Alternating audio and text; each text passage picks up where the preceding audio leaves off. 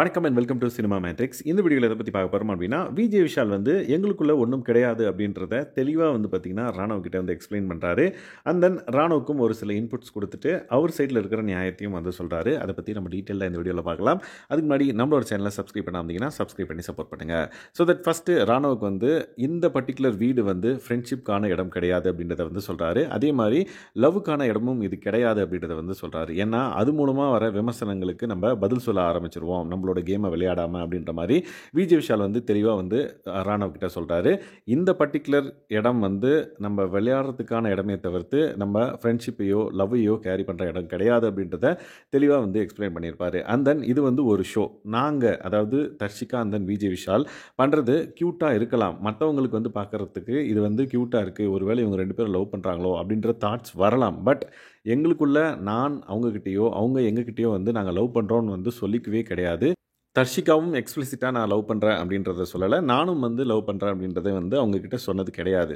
But எங்களுக்குள்ளே இருக்கிற chemistry வந்து நல்லா இருக்குது அப்படின்ற மாதிரி எல்லாரும் ஃபீல் பண்ணுறீங்க அப்படின்ற பட்சத்தில் அது வெளியே போகும்போது எனக்கு அது யூஸ் ஆகும் அப்படின்றத அவர் சொல்கிறாரு. இன்கேஸ் நான் ஏதாவது ஒரு படத்தில் நடிக்க போகிறேன், அதில் ஒரு லவ் சப்ஜெக்ட் வருது அப்படின்னா கண்டிப்பாக இந்த பர்டிகுலர் விஷயம் இங்கே நான் கற்றுக்கிட்ட விஷயம்லாம் வந்து பார்த்திங்கன்னா எனக்கு ஒரு கான்ஃபிடென்ட்டை தரும் நான் அந்த ரோலை பண்ணுறதுக்கு அப்படின்ற மாதிரி விஜய் விஷால் வந்து சொல்லியிருப்பார். இருந்தாலும் ஒரு பொண்ணு விஷயத்தில் ஒரு பொண்ணோட ஃபீலிங்ஸில் நம்ம விளையாடக்கூடாது அப்படின்ற பட்சத்தில் நான் தர்ஷிகா கிட்ட தெளிவாக கேட்டுக்கிட்டேன், எதுவும் இல்லைம்மா, நான் என்கிட்டையும் என்னோட சைட்லேயும் வந்து எதுவும் கிடையாது அந்த மாதிரி அப்படின்ற ஒரு கிளாரிட்டி எங்களுக்குள்ளே நாங்கள் பேசி வச்சுக்கிட்டோம். ஸோ இந்த பர்டிகுலர் விஷயம் எங்களுக்குள்ளே வந்து பார்த்திங்க அப்படின்னா ஒரு செம கிளாரிட்டியாக இருக்குது. பட் மற்றவங்க பார்த்தோன்னா எல்லாருமே இதை பற்றி பேசுகிறாங்க, எங்களை பற்றி. ஈவன் சாச்சனாவாக இருக்கட்டும், முத்துக்குமரனாக இருக்கட்டும், பிபிஆர் இருக்கட்டும், எல்லாருமே வந்து பார்த்திங்கன்னா இதை பற்றி பேசுகிறாங்க.